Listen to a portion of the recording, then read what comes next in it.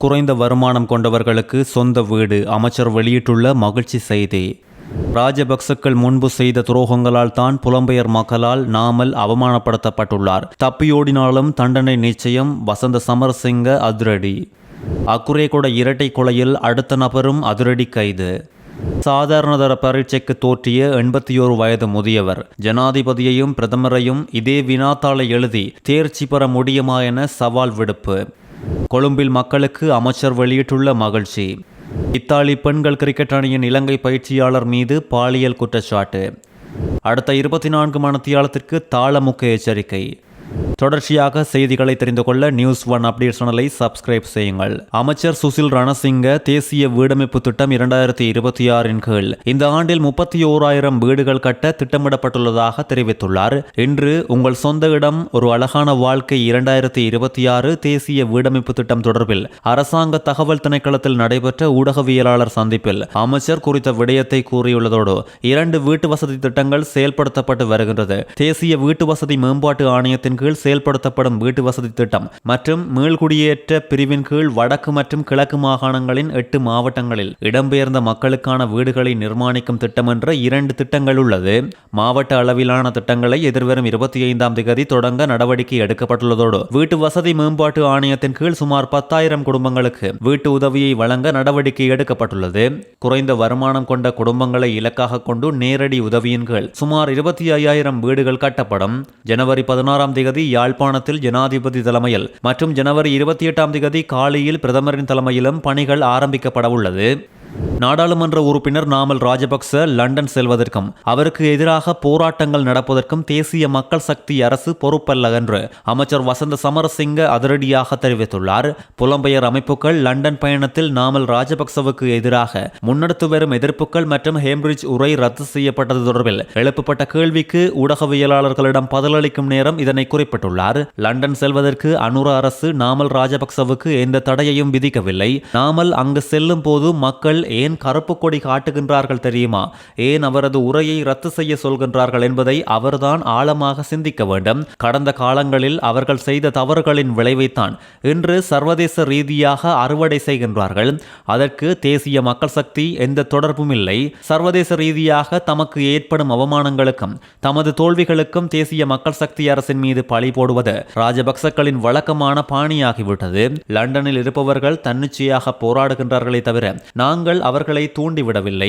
உள்நாட்டிலும் வெளிநாட்டிலும் ராஜபக்சக்களுக்கு செல்வாக்கு இல்லை என்பதை ராஜபக்ச தரப்பினர் இப்போதாவது புரிந்து கொள்ள வேண்டும். நாமல் லண்டனில் உரை நிகழ்த்துகின்றாரா இல்லையா என்பது எங்களுக்கு ஒரு விடயமல்ல. அவர் மீதுள்ள ஊழல் குற்றச்சாட்டுகள் மற்றும் முறைகேடுகள் குறித்த விசாரணைகள் சட்டப்படி தொடரும் என்றும் வெளிநாடுகளில் தப்பித்து ஓடி ஒளிந்தாலும் மக்கள் பணத்தை சூறையாடியவர்கள் தண்டனையில் இருந்து தப்பிக்கவே முடியாது என காட்டமாக பதிலளித்துள்ளார்.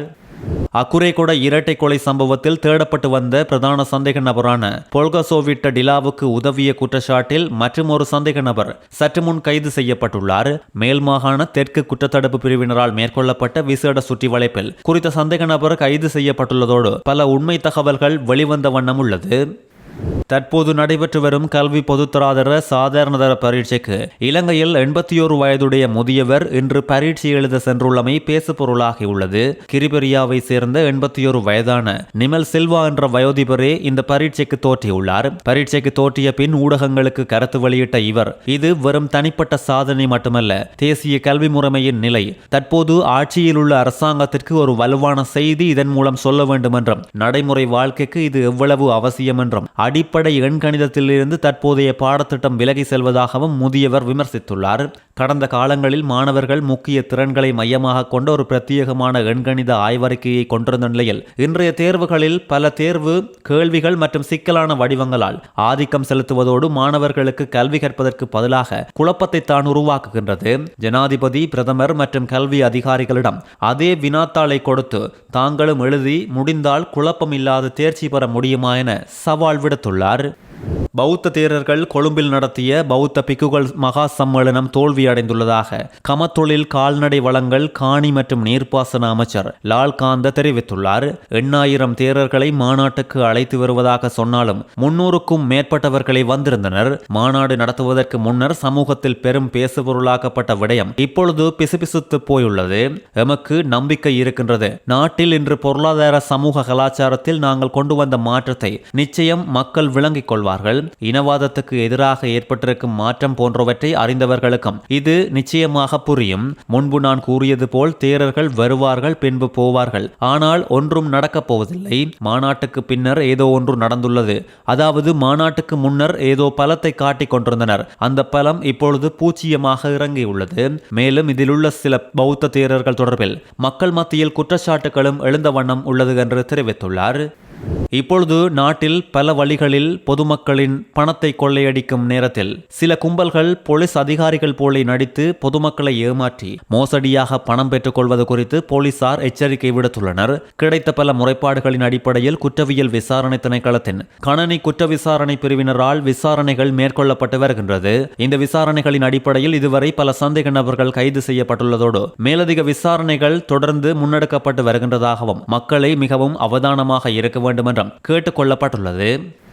அடுத்த 24 மணி நேரத்தில் இலங்கைக்கு வடகிழக்கே வங்களா விரிகுடா கடல் பகுதியில் நிலை கொண்டுள்ள குறைந்த காற்றழுத்த தாழ்வு பகுதி வடகிழக்கு நோக்கி நகர்ந்து மேலும் பலவீனமடையும் என வளிமண்டலவியல் திணைக்களம் அறிவுறுத்தியுள்ளது. கடல் பரப்பில் பலத்த மழை அல்லது இடியுடன் கூடிய மழை இந்த தாக்கத்தால் இருக்கும் என்று தெரிவிக்கப்பட்டுள்ளதோடு சில நேரங்களில் மணிக்கு 50 தொடக்கம் 60 கிலோமீட்டர் வேகத்தில் பலத்த காற்று வீசக்கூடும் என்றும் கடல் பகுதி கொந்தளிப்பாக இருக்கும் என்றும் தெரிவிக்கப்பட்டுள்ளது. வளிமண்டலவியல் திணைக்களத்தால் வெளியிடப்படும் எதிர்கால முன்னறிவிப்புகள் மற்றும் அறிவிப்புகள் குறித்து அனைவரும் விழிப்போடு இருக்குமாறும் அறிவுறுத்தப்பட்டுள்ளது.